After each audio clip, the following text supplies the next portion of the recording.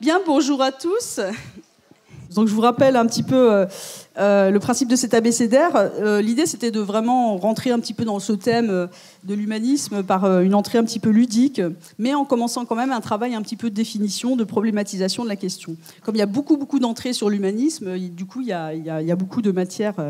Alors, le principe, vous le connaissez sans doute. Chaque intervenant a choisi une lettre pour parler de l'humanisme ou de justement la critique de l'humanisme.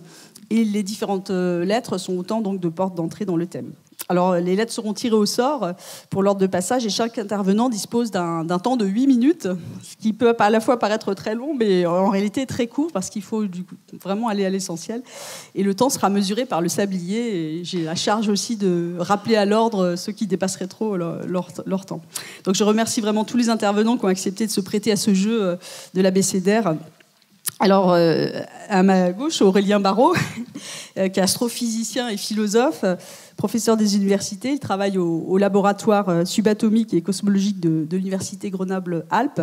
Et ses recherches portent sur la cosmologie, les phénomènes de gravité quantique, la diffusion des particules dans la galaxie. Mais il ne s'intéresse pas aux trous noirs aussi, mais il ne s'intéresse pas qu'aux lointains confins de la galaxie, puisqu'il réfléchit aussi déjà depuis plusieurs années sur l'éthique animale. Et il a récemment publié un petit ouvrage que je vous invite à consulter, « L'animal est-il un homme comme les autres ?» Un dialogue avec Louis Schweitzer aux éditions Duno, vous trouverez à la librairie.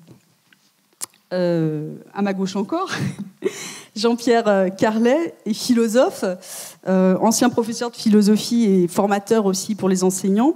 Il est très engagé dans les associations. Il est membre permanent du bureau de la PEP, dont il a été président. Et c'est le président du prix de livre d'Uriage, dont on remettra le prix donc, cet après-midi à 17h15. Je vous invite à nous rejoindre aussi. C'est un grand moment quand on remet ce prix. Voilà. Et puis, il est membre du comité d'organisation des rencontres d'Uriage. Encore plus à ma gauche, Jean Caunes.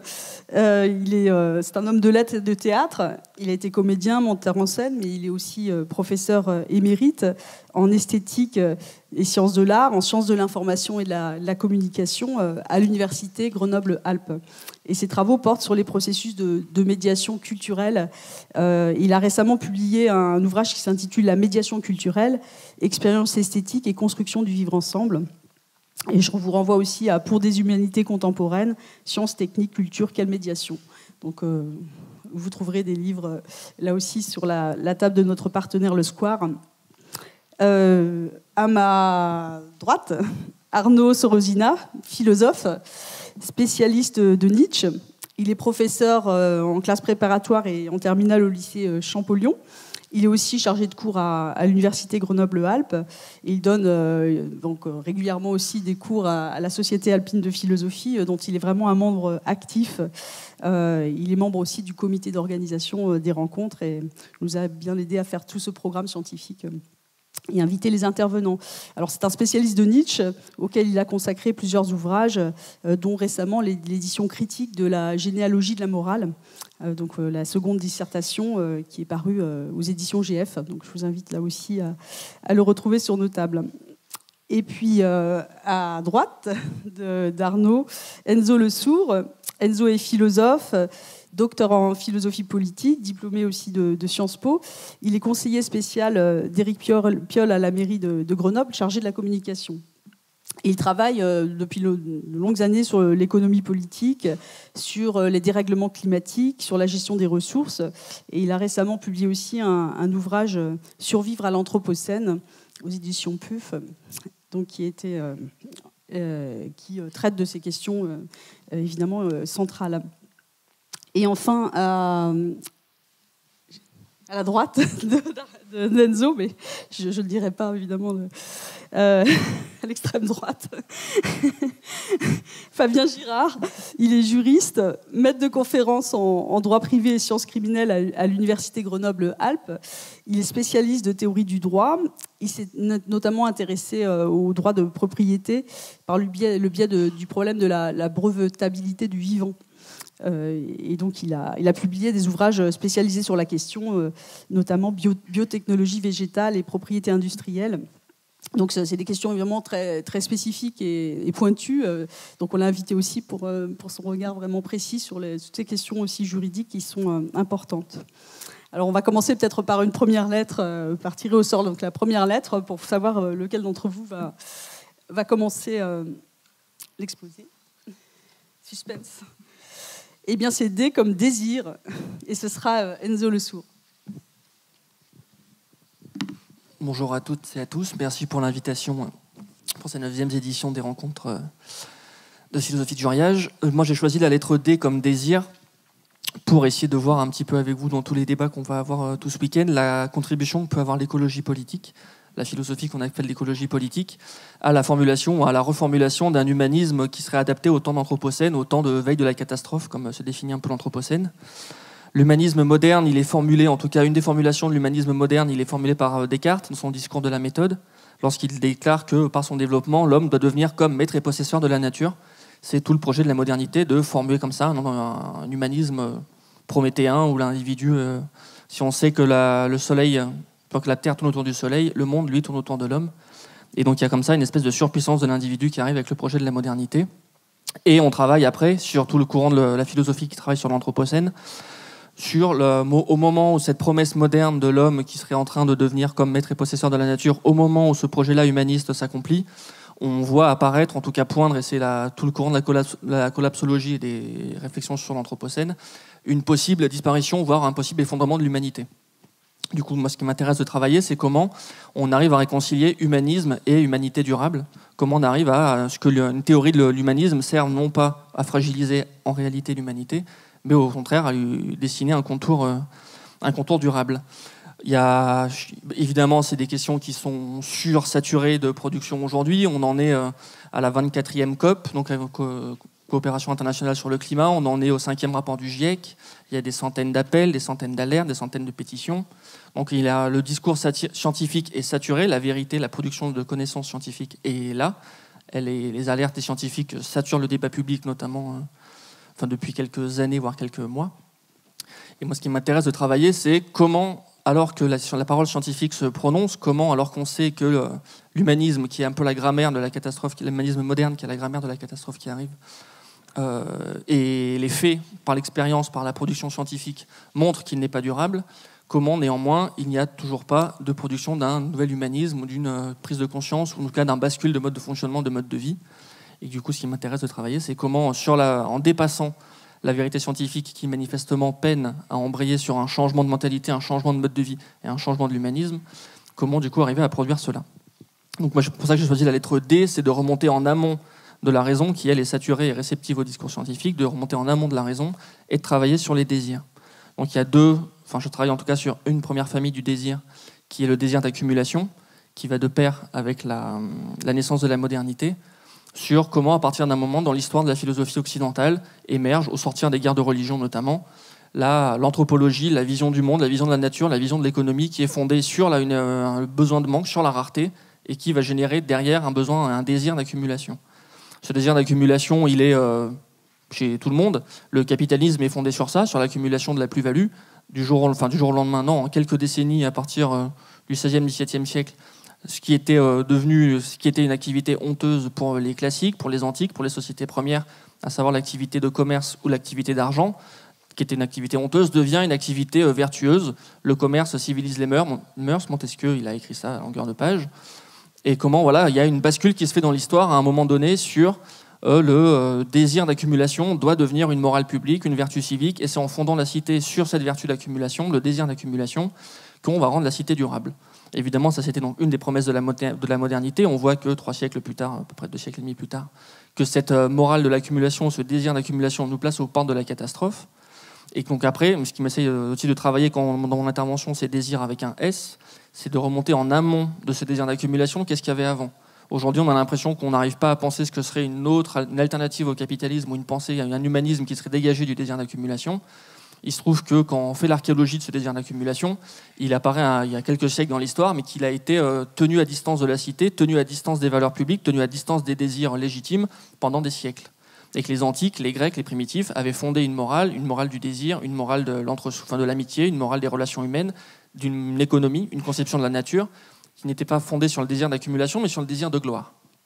Le désir de gloire, c'était être prêt à se sacrifier, à mourir, à consumer toute son énergie et quitte sa propre vie pour une cause qui nous dépasse, qui nous paraît plus grande, et que du coup, on serait prêt à mourir pour le soldat antique qui défend la cité. Il est prêt à mourir pour la cité. Hannah Arendt décrit que la liberté pour les antiques, c'est justement d'être prêt à se sacrifier soi-même et à refuser de vouloir avoir un instinct de survie fort pour pouvoir durer dans le temps, pour avoir une conception glorieuse de soi et que du coup atteindre une reconnaissance qui serait post-mortem, ce qu'on appelle donc un peu la gloire. Et voilà qu'il y a eu avant cette phase du désir d'accumulation, une phase du désir de gloire. Et ce qui est intéressant de travailler, à mon avis, et peut-être que ce sera des questions qui vont se poser au moment où il s'agit de reformuler un humanisme, la bascule entre les deux. Et la bascule entre les deux, c'est pendant les guerres civiles de religion, où justement les gens encore mus par le désir de gloire, ou qui n'avaient pas peur de la mort, ou qui méprisaient la peur de la mort, étaient prêts à s'embraser, à mourir pour une cause, à aller, les guerres de religion, à diviser les familles en deux pour se faire la guerre. Et donc il y a eu comme ça une espèce de morale qui était très inflammable, un désir de toujours être prêt à se sacrifier, qui reconnecte aussi à des questions un peu d'actualité, qui du coup était prêt à embraser la cité. Et donc de part, le désir d'accumulation a été vécu comme un extincteur de ces passions-là, bout de feu, et en même temps un traité de paix pour, en gros, puisque les gens, pour qu'ils arrêtent de se tuer, on va les faire accumuler. Et donc on va les faire accumuler, la morale du bourgeois, la morale de l'accumulation, la morale de l'instinct de conservation de soi. Hobbes écrit des pages sur ça, sur comment le but c'est que l'instinct de conservation et l'instinct de survie prennent le pas sur toutes les autres formes d'instinct dans l'individu.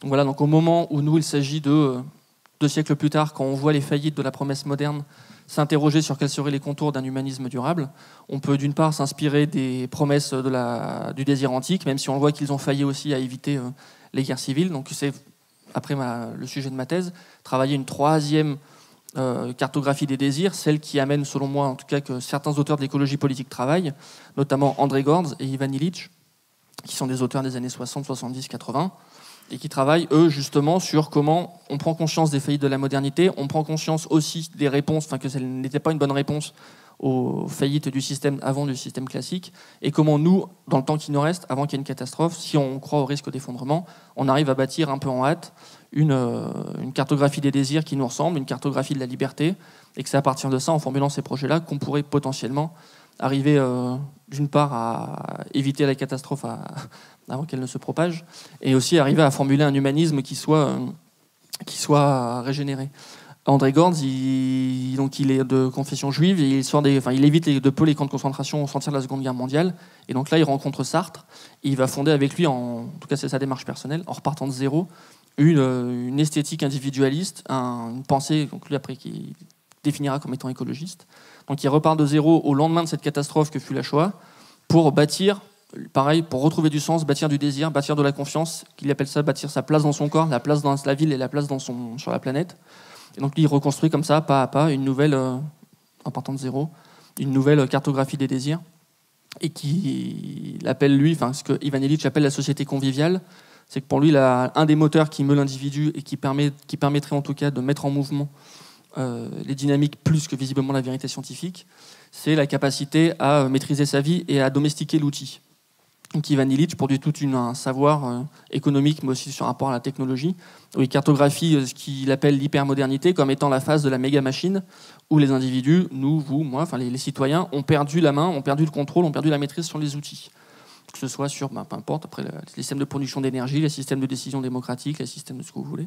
Et donc lui, il va reformuler une pensée de l'humanisme sur ce qu'il appelle la société conviviale, où la société où le citoyen maîtrise l'outil, où le citoyen maîtrise les paramètres de sa ville, de sa vie, de son pays, et que c'est à partir de cette re-souveraineté de l'individu, de cette recapacitation de l'individu par la maîtrise de son environnement. Après, on pourra détailler dans les questions si vous le souhaitez, mais il y a toute une réflexion sur les arts de vivre, sur la santé, sur la médecine, sur l'alimentation, qui lui permet de repartir, pareil, dans cet individu qui sort des catastrophes du XXe siècle, de reformuler en urgence une pensée et un humanisme. Et peut-être que c'est celui-là aussi qui peut nous permettre d'éviter la catastrophe qui arrive. Merci.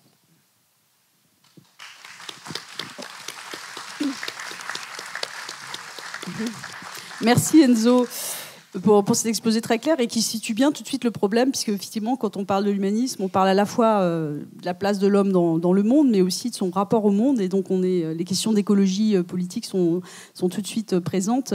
On abordera plus spécifiquement ce thème-là demain, puisqu'il y a une table ronde consacrée à la question, au rapport. Il y aura une conférence de Catherine Harrer sur l'humanisme et l'environnement. On reviendra un petit peu sur ces questions écologiques et aussi dans la dernière table ronde qui traitera un petit peu de ces questions-là. Ça interroge aussi effectivement ce rapport au désir, puisqu'effectivement on voit bien que s'adresser à la raison parfois ne suffit pas. Il faut une sorte de motivation subjective et parler au désir est parfois plus efficace.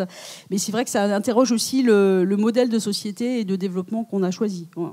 Et ça fait partie aussi de l'interrogation sur l'humanisme. On a choisi la prospérité comme valeur peut-être suprême, peut-être plus forte que la justice ou la liberté, mais du coup ça nous a conduit aussi à un mode de vie et de développement par accumulation, et on est aujourd'hui en train de réaliser que peut-être ce mode de vie n'est pas durable dans le temps pour préserver la planète et peut-être même l'humanité. Donc il y a vraiment toutes ces questions à repenser.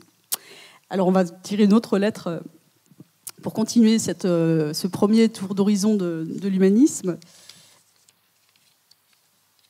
Et ce sera P comme Paideia, et ce sera Jean-Pierre Carlet. Merci Anne. Bonjour à toutes et à tous.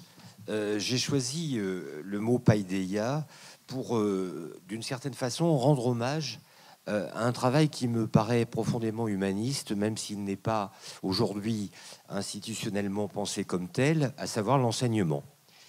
Car la Paideia, c'est bien le fondement de l'enseignement.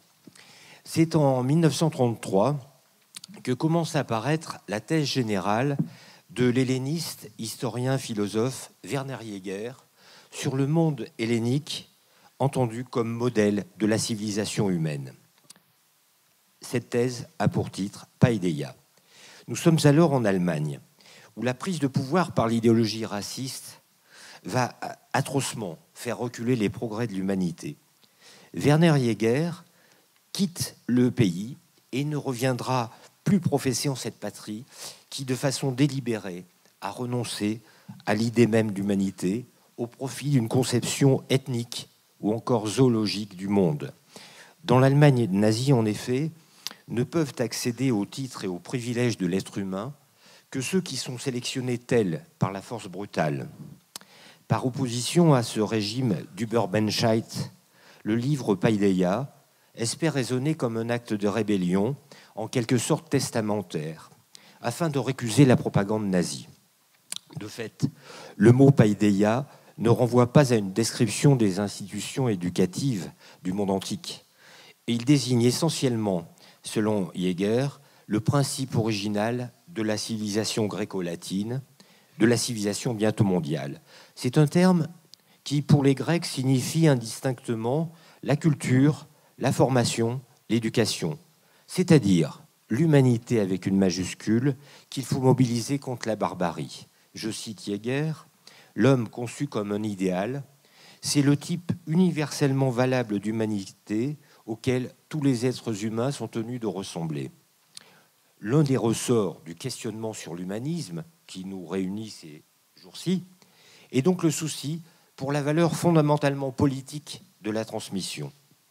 Certes, Hitler n'a pas gagné, mais les désastres contemporains affectant la nature, le monde animal, et d'abord les hommes eux-mêmes, relèvent d'une dévastation qui peut sans exagération être appelée barbarie.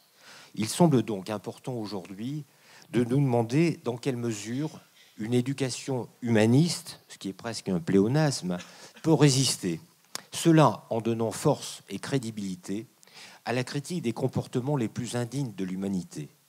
Car, et je reviens sur une référence de l'exposé précédent, car le pauvre Descartes a bon dos lorsqu'on lui fait porter la responsabilité d'un arraisonnement sans fin de la nature et d'une souffrance sans fin du monde animal.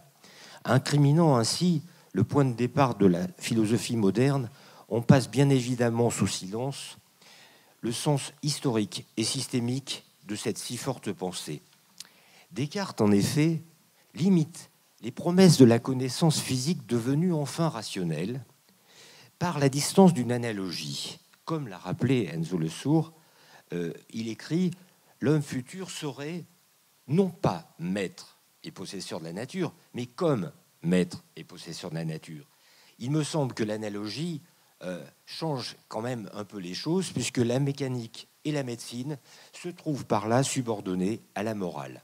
Et Descartes écrit cela dans un temps où les forces naturelles réduisaient pour la plupart des individus la vie humaine à la survie la plus précaire. Mais encore, par ce Descartes bashing, ceux qui en dissimulent l'identité véritable des agents de cette évolution funeste, ceux qui, dès la découverte d'une humanité nouvelle au-delà de l'océan, mettaient la recherche du profit privé en lieu et place d'une amélioration humaine, ceux qui, aujourd'hui encore, prônent la concurrence et la performance en guise de légitimation de leur pouvoir démesurément prédateur, arbitrairement imposé par leur naissance et leur richesse aux autres, aux animaux, à la nature. Ainsi, à relire les textes du monde grec, puis romain, selon l'inspiration de Werner Jaeger, on ne peut définir l'humanisme par la promotion des hommes tels qu'ils sont, d'une nation, d'une culture ou d'une espèce. Bien au contraire, former, cultiver, éduquer, c'est prendre acte du fait que ni les enfants, ni les adultes aujourd'hui présents ne sont ce qu'ils pourraient être, ce qu'ils devraient être. La paideia ne consiste donc pas à reproduire ce qui est, mais à offrir aux nouveaux venus en ce monde les ressources pour faire mieux que ce qui est. Le mieux des hommes existants ne doit-il pas être recherché dans une insuffisance psychique première ? Nos vies ne sont pas à la hauteur de ce que les œuvres des hommes éloignés de nous dans le temps ou l'espace nous permettent de comprendre. Selon cette acception, l'humanisme n'est pas une position défendant la souveraineté d'un sujet clairvoyant, posé comme origine de tous les mouvements conquérants. Mais l'humanisme, c'est bien plutôt un espoir qui exprime le désir tragique d'un être se sachant inéluctablement divisé entre ce qu'il est immédiatement et ce qu'il peut être. Lorsque nous appelons humanité au pluriel, l'étude de la culture du monde gréco-romain, de la littérature, des arts, de l'histoire, de l'ethnologie ou de la philosophie, et que nous l'imposons à nos enfants, peu ou prou par les contes de nourrices dont nous les berçons, n'est-ce pas que nous estimons qu'une vie pleinement humaine doit savoir se décentrer en se détachant des rêves infantiles de toute puissance ou d'identification avec le monde environnant. Il s'agit alors, par les discours et les figures, peintes, gravées ou sculptées, de se représenter la tension qui déchire l'être humain entre corps et esprit, passion et raison, infra- et supra-humain. L'humanisme est donc l'effort, selon chaque époque différente, pour établir un équilibre toujours fragile au sein de cette tension, grâce à des finalités régulant ce qu'ont de spontanément illimité nos actions comme nos pensées. Ainsi, Jean-Pierre Vernant reprenait-il ses études savantes du monde grec sous la forme d'un conte oral, au départ adressé à son petit-fils, parce qu'il pensait, je le cite, que cette voix anonyme était plus que jamais nécessaire dans le monde d'aujourd'hui. Ainsi, Claude Lévi-Strauss présentait-il le point commun entre les divers humanismes comme un effort pour confronter l'humanité ici et maintenant à ce qui est plus grand que l'actuel, dans le temps comme dans l'espace des cultures jusque-là méconnues. Si l'humanité n'est situable nulle part dans le monde présent, si, comme l'explique Edmund Husserl en 1935, lui qui a choisi de rester dans l'Allemagne nazie en bravant persécutions et menaces, si l'humanité est une idéalité, et si donc, pour orienter justement nos conduites, elle doit indéfiniment se transmettre, ne faut-il pas, pour être homme, se soucier des œuvres de l'esprit en tant qu'elles représentent et assument le manque constitutif des êtres humains, c'est-à-dire le désir qui pousse chaque personne à vivre en s'améliorant par ses propres efforts, et non pas la demande chimérique et morbide de combler le négatif de l'existence en augmentant ou diminuant l'humain. Ne convient-il pas résolument et institutionnellement, par l'école publique notamment, ce par quoi je commençais, de maintenir, selon les mots de Malraux, la transmission du travail, je le cite, inutile et incertain, d'un Rembrandt, qui réunit avec lui les peintures et gravures de la demi-bête aurignacienne aussi bien que nous-mêmes, car cette main, dont les millénaires accompagnent le tremblement dans le crépuscule, tremble d'une des forces secrètes et les plus hautes, de la force et de l'honneur d'être homme. Merci pour votre attention.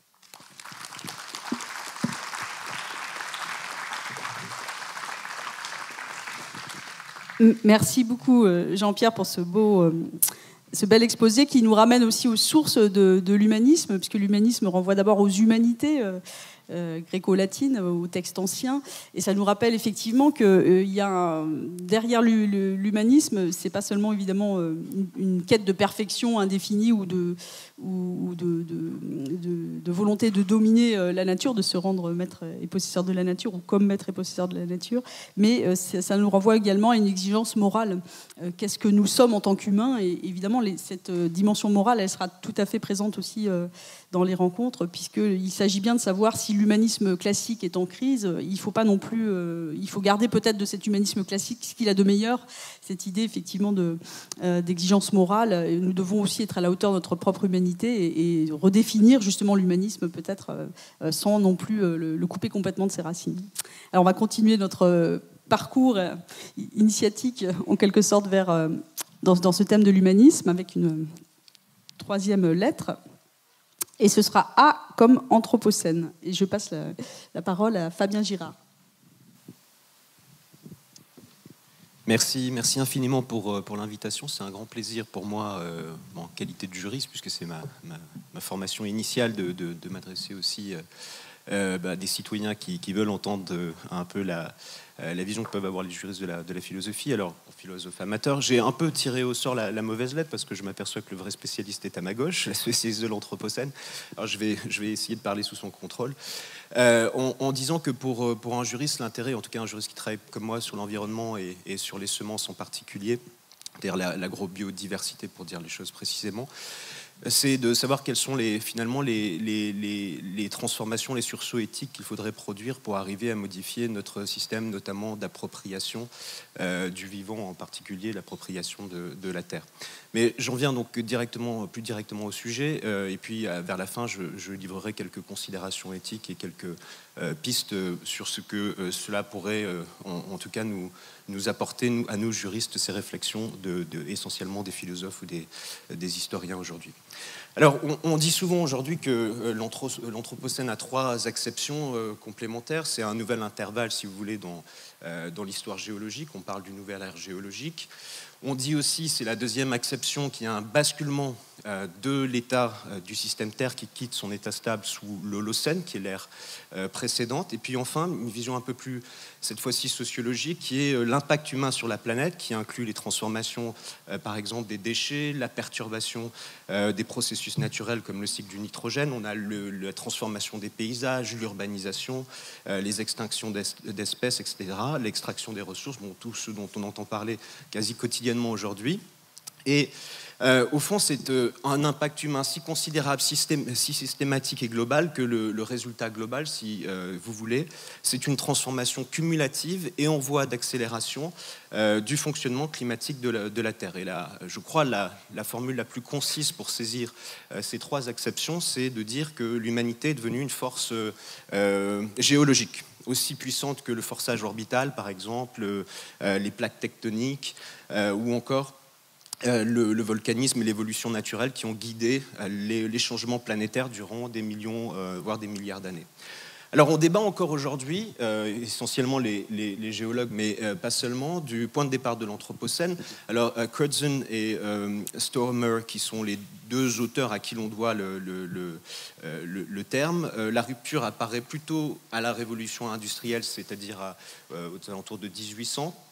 Un autre auteur récemment, Will Stephen, a proposé, lui, 1945, la fin de la Seconde Guerre mondiale, qui correspondrait à ce qu'on appelle la grande accélération. Accélération, il faut l'entendre comme accélération dans l'extraction des ressources et la production des déchets. En tout cas, et comme le rappelle aussi un autre grand spécialiste de cette question, Clive Hamilton, en quelques décennies, si vous voulez, l'histoire de la Terre, et c'est l'histoire ici totale, c'est-à-dire le passé, puis l'histoire, comme on dit aujourd'hui joliment, à venir, L'histoire de la Terre, donc de sa formation à sa vaporisation, au moment où le Soleil explosera, eh bien, se coupe trouvée en deux, en quelque sorte. On a d'un côté les 4,5 premiers milliards d'années, au cours desquelles l'histoire de la Terre a été guidée par les forces aveugles de la nature, en quelque sorte, et puis devant nous, les 5 milliards d'années à peu près restantes, au cours desquelles eh bien, cette histoire va être guidée par un pouvoir conscient, c'est-à-dire nous-mêmes, et bien après d'ailleurs que ce pouvoir se fût d'ailleurs épuisé. Et donc désormais l'humain est devenu si puissant, je le disais, qu'il s'est donc hissé au niveau des plus grandes forces de la nature. Mais c'est l'autre face du problème qu'on oublie parfois, c'est que les forces de la nature ont été tirées de leur sommeil, le sommeil sous l'Holocène, et on évoque souvent cette figure terrifiante de Gaïa, et elles sont, ces forces de la nature, sans cesse plus dangereuses et sans cesse moins contrôlables. C'est ça la difficulté, le paradoxe de l'Anthropocène. Alors, peut-on encore être humaniste à l'ère de l'Anthropocène pour répondre à la thématique de cette année? Eh bien, avant de répondre, il faut dire quelques mots peut-être de ce qui a rendu possible l'humanisme. Un moment charnière que l'on attribue souvent à la naissance à l'émergence de la géologie, mais c'est un volet qui est très discuté parmi les historiens de l'environnement, c'est la découverte des premières formes de vie fossilisées dans les strates de la Terre à peu près au XIXe siècle. Et à partir de là, l'émancipation de l'histoire humaine, de l'histoire de la Terre, de l'histoire de la nature. Et ce découplage, qui a pris des chemins assez compliqués, a été décisif dans l'évolution de la subjectivité moderne, parce qu'il a permis de poser, si vous voulez, l'agent qui dispose librement de lui-même en utilisant sa volonté pour agir sur le monde extérieur. Et donc l'homme acquiert son autonomie à partir de là, littéralement en sortant de la Terre, c'est-à-dire qu'il en est issu, mais aussi il s'extrait de la Terre en se plaçant dans une sorte de position surplombante afin de mieux la connaître et de mieux la maîtriser. Et désormais, on dit souvent qu'il y a une différence de nature et non plus simplement de degré entre l'humain, c'est-à-dire l'humain, c'est celui qui est doté des dispositions morales et cognitives, et les non-humains avec qui nous partageons seulement les propriétés physiques et les propriétés chimiques. Or, comme l'observe Chakrabarty, eh bien, cette coupure des modernes, qui est une forme de naturalisme, si vous voulez, entre histoire naturelle et histoire humaine, s'effondre avec l'Anthropocène, complètement. Et Clive Hamilton, pour me référer une nouvelle fois à lui, à cette formule, c'est qu'au fond, le destin de l'un est désormais lié au destin de l'autre. C'est-à-dire que le futur des humains ne peut plus désormais être séparé du futur de la Terre. Alors, les scientifiques, et on en parlera probablement tout à l'heure autour de la table, commencent à en donner les conséquences biologiques, géologiques, physiques, mais quelles implications pour les sciences humaines et pour la philosophie, pour le droit? Au fond, la nouvelle conception de la Terre appelle probablement une nouvelle conception de l'humain. Et cette fois-ci, cette conception de l'humain est incompatible avec celle que nous a léguée les XVIIe, XVIIIe siècle, XIXe siècle avec l'humanisme, à mon avis. On a toujours les optimistes, les écomodernistes qui nous disent « ce n'est pas grave, ne vous inquiétez pas, nous avons des ressources d'adaptabilité, nous avons les ressources de la géo-ingénierie, nous allons pouvoir bricoler la Terre ». En réalité, je crois que c'est un faux semblant. Puisque c'est vrai, l'humanité s'est érigée au rang, je le disais, de puissance tellurique, elle est pleine de ressources. On peut aujourd'hui rompre l'équilibre du système Terre, mais dans le même temps, cette Terre se dévoile toujours plus puissante, je le disais, et moins contrôlable que jamais. Donc l'homme est une créature particulière, mais une créature qui ne peut plus, sur le plan éthique, suivre les enseignements de l'humanisme. Alors, j'en tirerai quelques conséquences finales. La première, c'est que si l'homme a le pouvoir de changer le cours de la nature, plus que jamais, le système Terre, il ne s'ensuit pas sur le plan éthique, il peut faire ce qu'il veut. Aujourd'hui, je dirais qu'il n'est plus maître, s'il n'a jamais été d'ailleurs, mais il est intendant, à tout le mieux, intendant de la Terre. Ce qu'il peut faire ensuite, ce sera ma deuxième proposition, reste commandé par une éthique nouvelle de la nature que j'appellerais, avec d'autres, l'écocentrisme, au terme de laquelle eh bien, une valeur intrinsèque va être reconnue aux entités collectives, comme les espèces et les écosystèmes, par exemple. Et la communauté biotique, comme on l'appelle parfois, se voit reconnaître une valeur morale pour ce qu'elle est en elle-même. Et enfin, l'inclusion des non-humains dans le cercle de la considération morale eh bien, fait peser de nouvelles obligations sur nous, humains, Nous ne devons pas compromettre l'adaptation, les capacités d'évolution, les stratégies de reproduction des non-humains. Alors, certains diront bien qu'il faut reconnaître des droits à ces non-humains, une personnalité juridique. Ce n'est pas nécessaire. Il faut tout simplement imposer de nouvelles obligations à l'humain, et en particulier, je dirais, le noyau dur, c'est celle d'agir en tant qu'intendant responsable de la Terre. Voilà, je vous remercie.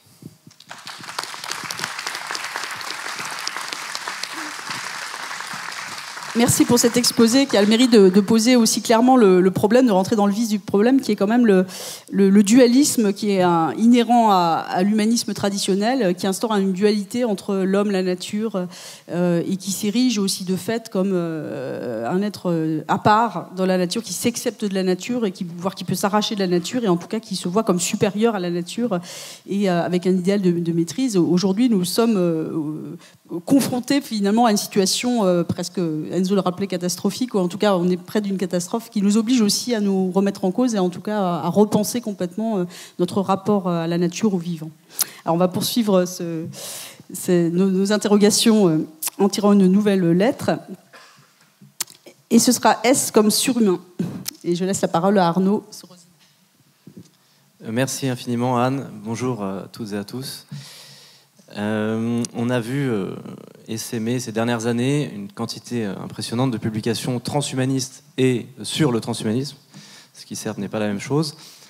Et il y a 2 ans, un collectif transhumaniste, mais qui se fonde sur des articles publiés dès 2009, s'est réapproprié la figure de Nietzsche, et en particulier le concept de surhumain, pour procéder à une autogénéalogie qui intégrerait Nietzsche dans son héraldique personnelle. Et c'est sur ce point que je voudrais revenir pour montrer que le transhumain et le surhumain sont 2 concepts non seulement opposés, mais même parfaitement antithétiques.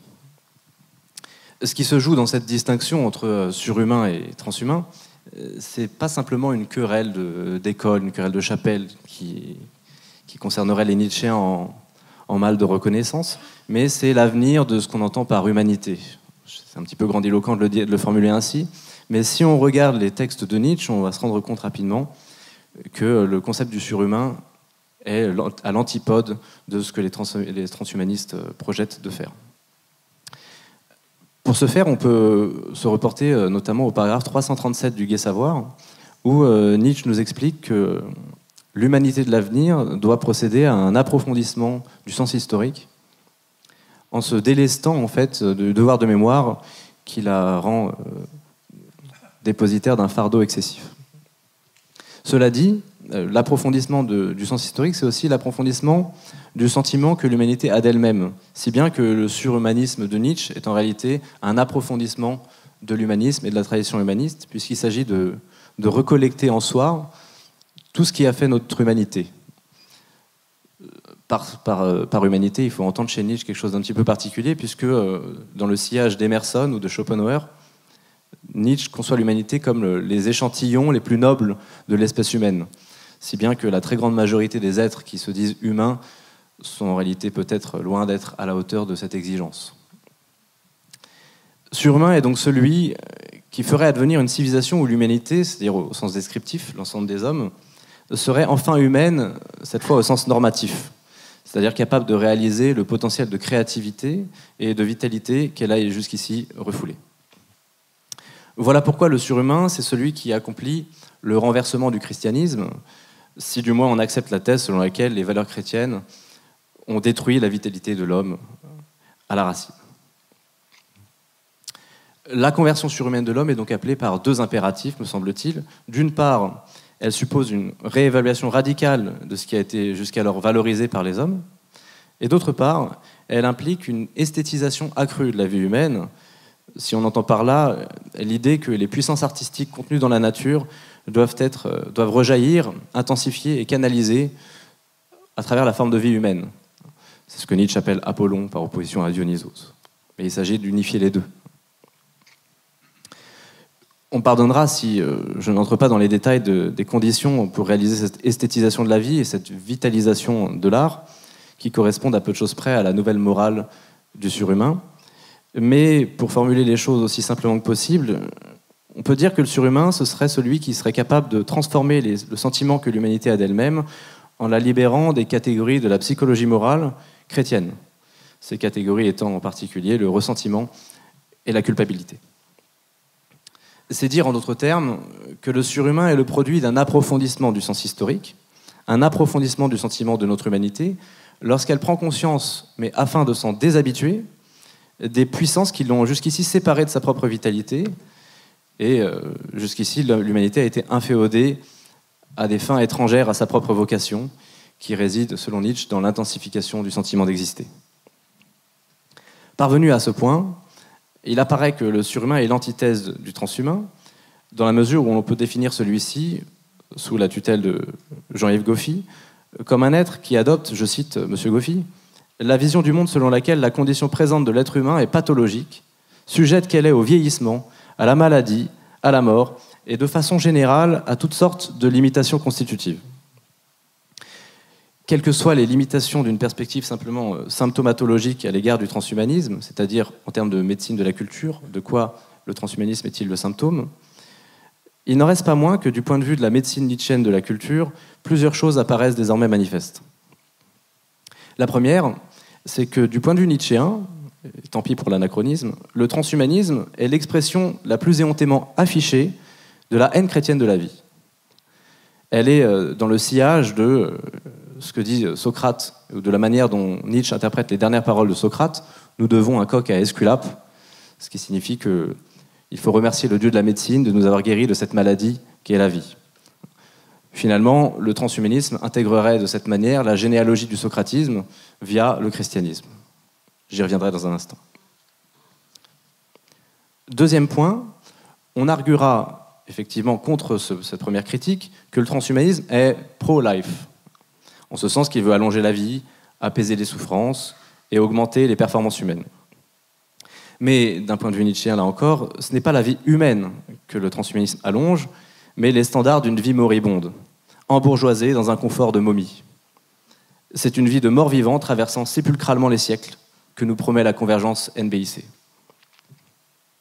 L'augmentation technicienne de nos sens, en effet, n'est pas une intensification, mais une augmentation simplement quantitative et non pas qualitative, et elle détériore l'essence de la sensibilité. Or, l'émotion face au beau, les vibrations intensives de la sensibilité, tout ce qui fait en somme la saveur de la vie humaine, la saveur de l'expérience émotionnelle face au beau, ne sont pas des performances, d'une part, et par ailleurs, proviennent d'une surprise et d'une rencontre contingente avec l'altérité, rencontre qui ne saurait être planifiée ou simulée par un programme ou une simple compétence technologique. Dernier point, en solde de tout compte, le transhumanisme appartiendrait, du point de vue de Nietzsche, à la structure même de ce qu'il appelle l'histoire du nihilisme européen. Donc, on a rapporté la généalogie du transhumanisme à Socrate. Il faut désormais établir son rapport avec le christianisme, en dépit de son athéisme apparent. Le nihilisme européen, c'est la dépréciation de la vie humaine jusqu'à la glorification du néant, qui commence avec Socrate, se poursuit avec les chrétiens, et s'accomplit dans le matérialisme athée de l'époque de Nietzsche, un athéisme d'autant plus insidieusement chrétien qu'il se croit émancipé du christianisme.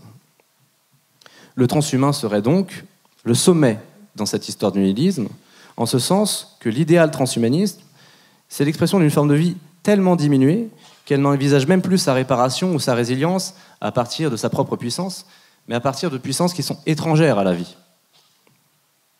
Nietzsche a utilisé l'expression de dernier homme pour qualifier la forme de l'humanité la plus méprisable. C'est celle de l'hédoniste athée, optimiste, jouisseur, celle du libéralisme entrepreneurial qui va jusqu'à envahir notre conception même de la vie et qui obéit aujourd'hui à des slogans tels que « n'écoute que toi »,« impose ton style »,« reste toi-même »,« exprime-toi ».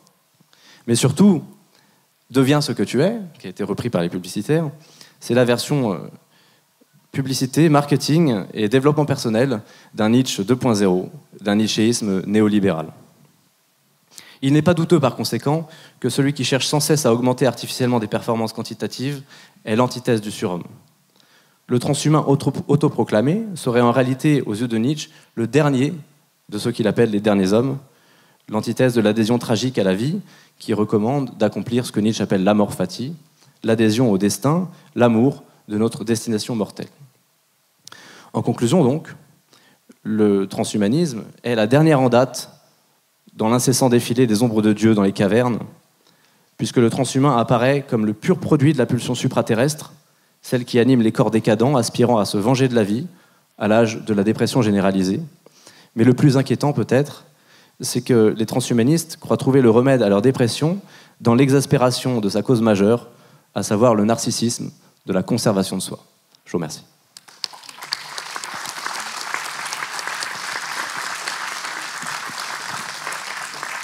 Merci Arnaud pour cet exposé très clair qui dissipe les confusions qu'on peut faire sur Nietzsche et qui permet de poser un premier jalon sur la question du transhumanisme, puisque effectivement l'idéal transhumaniste c'est de dépasser l'humain en tant qu'espèce biologique, de produire quelque chose qui viendrait après l'humain, soit en s'hybridant avec des machines, soit en tout cas en agissant directement sur les capacités humaines.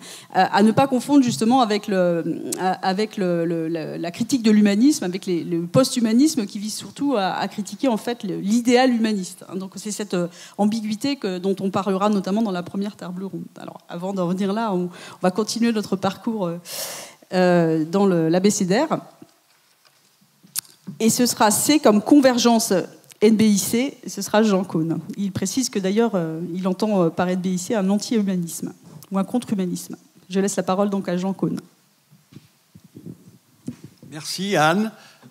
Merci de m'avoir invité à ce débat et je remercie surtout à Arnaud d'avoir déblayé toute une partie non pas de ce que je voulais traiter, mais de l'intention qui est la mienne, c'est d'essayer de dévoiler ce qui est le socle ou l'idéologie ou le fondement du transhumanisme ou du post-humanisme. Au fond, les deux mots renvoient aux mêmes réalités.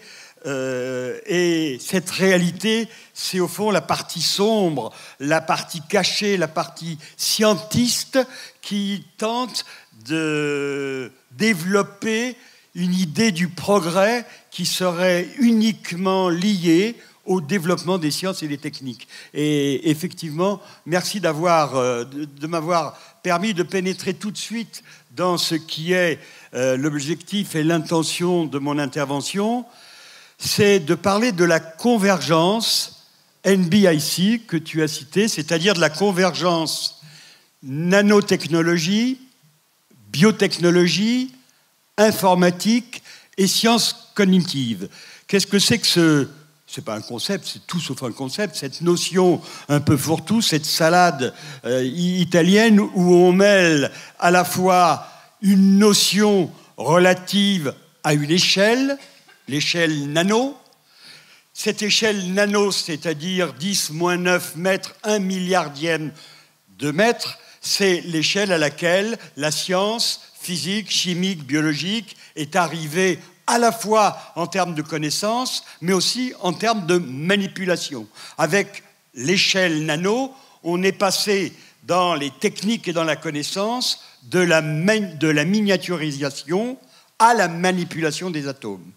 Ça, c'est pour l'aspect nanotechnologie ou nanoscience. D'ailleurs, petite parenthèse, cette échelle fait que la notion de science et la notion de technique viennent se confondre à ce niveau-là. Je n'ai pas le temps de développer, mais simplement parce que pour analyser, visualiser, et en fait il ne s'agit pas de visualiser, mais d'avoir un contact, la science a besoin de la technique pour pouvoir intervenir.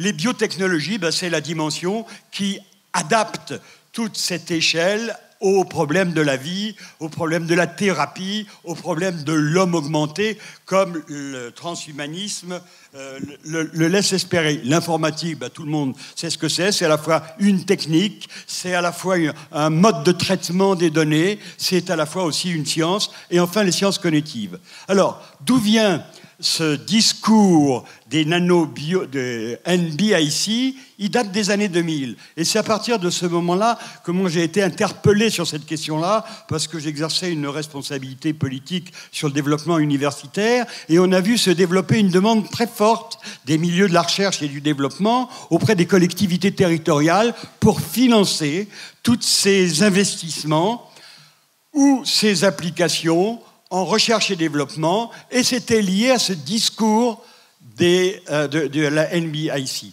Discours.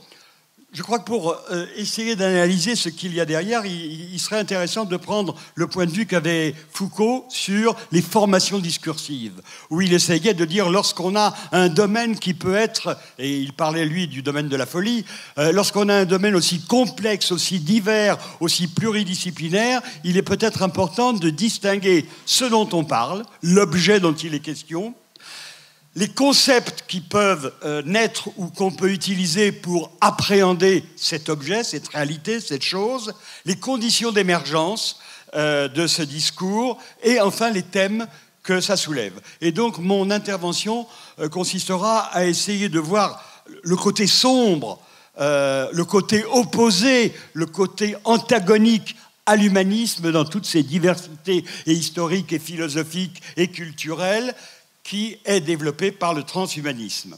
Alors, les discours sur la convergence NBIC ont été précédés d'autres discours de la promesse. Je vais aller très vite. 2 grands discours dans les années 50, 45-50, la cybernétique qui apparaît avec un immense mathématicien, Norbert Wiener, qui se veut une science générale des systèmes et qui essaye d'aborder le rapport entre un système et son environnement. Pour l'instant, tout ça est parfaitement adapté au développement du savoir, des connaissances, mais ce qu'il y a aussi à côté ou derrière ou porté par la cybernétique, c'est une vision d'un système généralisé de pensée, de savoir, qui voudrait aussi bien pour les systèmes naturels, pour les systèmes sociaux organisationnels, que pour les systèmes de pensée.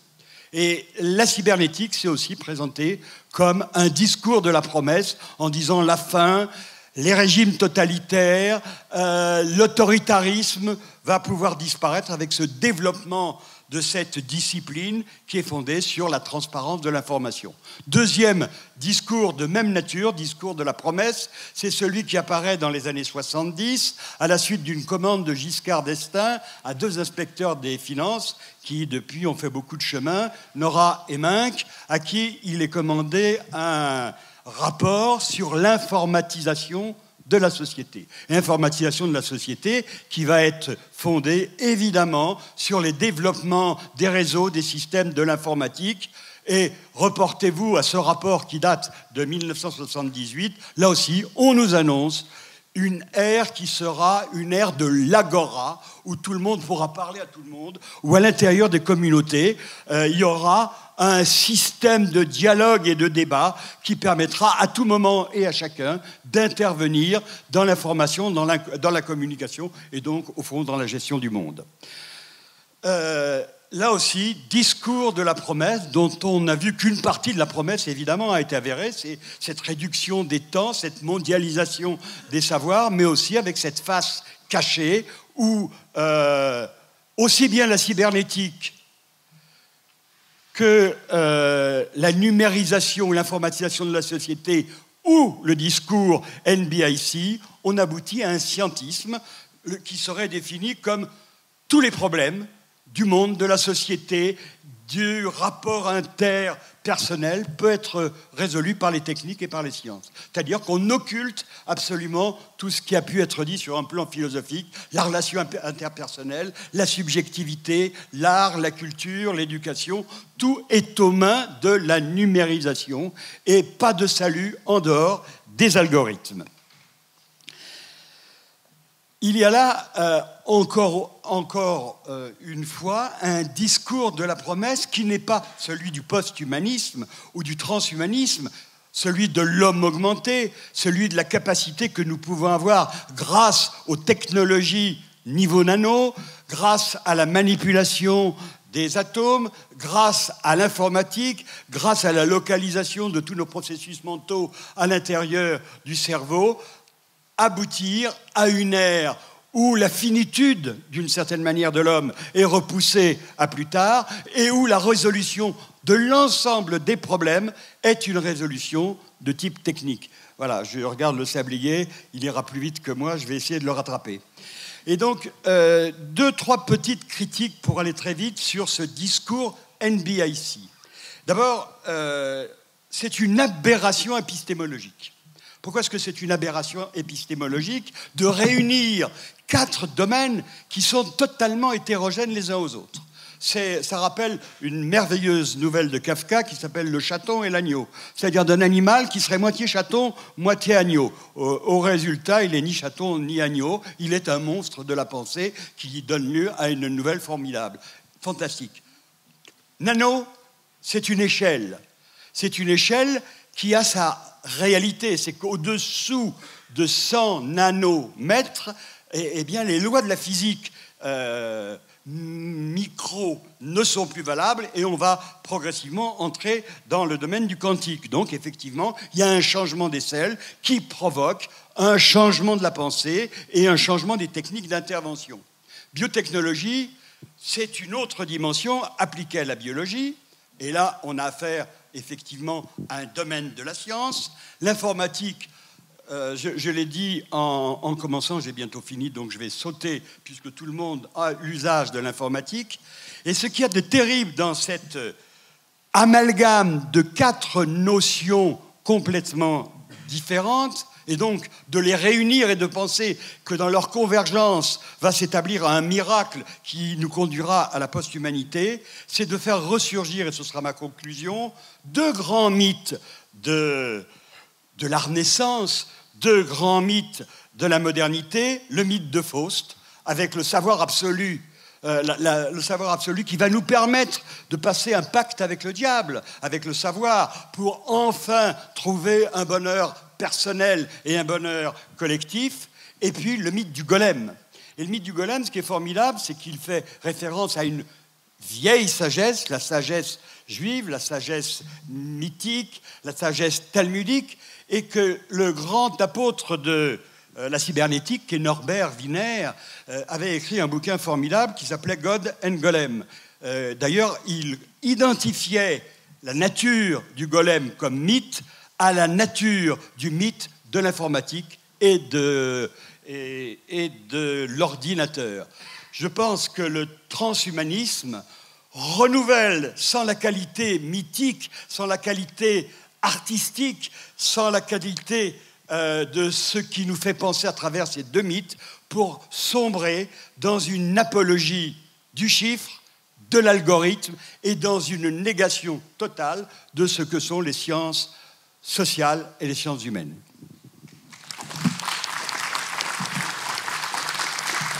Merci Jean Caunes pour ton engagement passionné dans le débat. Et merci pour avoir rappelé que c'est effectivement, il y a un discours quand même derrière ces pratiques, ces technologies. Il y a une idéologie finalement, et peut-être effectivement une des faces de la technoscience, et qui nie volontiers ce qu'il y a aussi d'humanité, dans les sciences humaines, et qui congédie un peu trop facilement justement la réflexion philosophique sur ces questions. Alors il nous reste une lettre pour clore cet abécédaire. Et ce sera A comme animal, et je laisse la parole à Aurélien Barraud. Merci. Animal, c'est un mot qu'on ne peut plus prononcer le cœur léger. Animal, c'est un mot unique pour désigner tous ceux qui n'ont en commun que de n'être pas nous. Tous ceux que nous avons définis en creux par leur inhumanité. Animal, c'est donc un mot unique pour référer à 10 millions d'espèces, à d'innombrables individus qui vivent, qui espèrent, qui souffrent, qui jouissent, qui agonisent et qui meurent. Animal, je crois qu'aujourd'hui, c'est nécessairement un mot maculé de sang et résonnant de cris. Le cri, bien sûr, de ces 100 milliards de vivants terrestres qui sont tués chaque année dans les abattoirs, conditions épouvantables, on le sait, mais ce qui est peut-être bien plus grave et terrifiant encore, c'est l'absence d'existence qui a précédé la mise à mort brutale et prématurée. C'est, pourrait-on dire, un crime contre la vie, mais contre la vie en elle-même, contre l'essence, contre l'ontologie de la vie. Et puis, ce sont aussi les cris pour paraphraser Gilles Deleuze, des poissons, de ces 1000 milliards de vivants marins qui mourront chaque année, pour les plus chanceux d'entre eux, lors de la remontée des chaluts, dépressurisation, les yeux sortent des orbites, la vessie natatoire explose, l'œsophage et l'estomac sont arrachés et sortent par la bouche. Mais, hélas, pour les moins chanceux d'entre eux, l'agonie sera beaucoup plus longue, par asphyxie, par raréfaction d'oxygène, donc pressés et souvent broyés contre le corps de leurs congénères. Animal, c'est donc le nom d'une faillite, d'un échec immense de l'histoire de la pensée occidentale et sans doute par-delà humaine, si immense, écrivait Milan Kundera, que tous les autres en découlent certainement. Animal, c'est manifestement le nom d'un oubli. Bien sûr, il y eut des exceptions. Pythagore, Porphyre, Montaigne, Bentham, Derrida, quelques autres. Mais il est généralement, presque génétiquement, celui qui ne fut pas pensé, celui vers lequel le regard ne s'est tourné que pour assujettir ou asservir. Animal, finalement, c'est la face pourrie de l'homme-dieu. C'est la hideur d'un humanisme réifiant, en contrepoint, bien sûr, de la grandeur de son universalisme vivifiant. Animal, finalement, c'est aussi le nom d'un défi extraordinaire, à nul autre pareil, incommensurable à tout autre, parce qu'il s'agirait enfin de tenter d'accéder à l'altérité pour elle-même, en elle-même, dans ses topiques, dans ses tropismes, dans ses velléités propres, dans son monde propre, dans sa sémiotique, dans sa symbolique. Bien sûr, c'est impossible. C'est, pourrait-on dire, la règle du jeu. Dès lors que je pense l'autre, je ne le pense qu'en tant que moi-même. Mais il s'agirait peut-être un instant de tenter de devenir non plus l'origine, mais la destination de ce cheminement forcé. Animal, c'est donc le nom d'un impensé qui nous poursuit, qui se saccade, qui nous oblige quelque part à ralentir cette fuite finalement par laquelle nous nous échappons à nous-mêmes. Je crois qu'animal, c'est aussi le nom d'un espoir infime. Parce qu'en grec ancien, on le sait, il y a deux mots pour désigner la vie. Il y a bios, la vie humaine, la vie sociale, la vie du groupe constitué, la vie politique. Mais il y a aussi zoé, la vie en tant que telle, la vie partagée par tous, y compris les dieux, la vie nue, pourrait-on dire. C'est là, je crois, que doit porter l'effort considérable dans l'élaboration d'une véritable zoéthique, afin peut-être que les animautres ne soient pas nécessairement toujours des animores. Je crois que animal, c'est aussi le nom d'un déni, d'une peur, d'une angoisse, d'une phobie et même d'une folie qui s'empare de nous dès lors qu'il est tenté de déconstruire un peu du gigantisme de cette muraille que nous avons dressée entre eux et nous. Dès lors qu'il est tenté d'amoindrir quelque chose de l'infinité de la souffrance dans laquelle nous les lions. Bien sûr, on le sait aujourd'hui, on le sait scientifiquement, on le sait philosophiquement, on le sait par la biologie, par l'éthologie, par la neurologie. Bien sûr, nous sommes presque les mêmes. Bien sûr, ils souffrent. Bien sûr, ils espèrent. Bien sûr, ils ont conscience du monde et conscience d'eux dans le monde. Mais fallait-il, une fois de plus, une fois de trop, répéter toutes les vieilles erreurs du colonialisme et attendre d'être certains que nous sommes les mêmes pour commencer, peut-être, à les aimer? Je crois qu'animal, c'est une supplique vers le subtil. Parce que, bien sûr, Il n'est pas question, pas un instant, de nier les différences. On peut même les écrire avec un A, comme Jacques Derrida, pour mentionner qu'elles sont en train de se faire entre nous tous, entre tous les individus, entre toutes les espèces. Il n'y a que des différences.